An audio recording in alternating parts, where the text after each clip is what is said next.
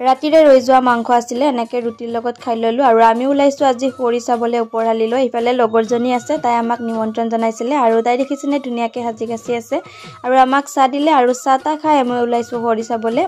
আৰু এইফালে দেখিছেনে ডেক'ৰেশ্যন ইমান ধুনীয়া কৰিছে, আমিও খৰিলৈ সোমাইছোঁ আৰু এইফালে দেখিছেনে মানুহৰ ভিৰ ইমান হৈছে। তাৰ পাছতে ধুনীয়া ধুনীয়া ডেক'ৰেশ্যন কৰিছে ফটো উঠিবৰ কাৰণে। আমিও দুখনমান ফটো উঠিলোঁ, ভাবিলোঁ আপোনালোককো অকণমান চাৰিওফালে দেখাই দিওঁ।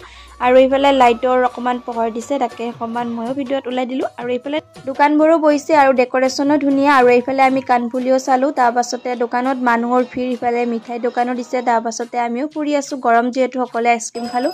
আৰু এইফালে ঋষি চবৰ যজ্ঞশালা হৈ আছিলে, তাত সেৱা কৰি ফুট ল'লোঁ। তাৰ পাছতে গোটেইকেইজনীকে অকণমান দেখাই দিলোঁ। আৰু আহিবৰ টাইমত দেখিছেনে মানুহৰ ভিৰ যেন মীনা বাজাৰে বহিছে ৰাসৰ।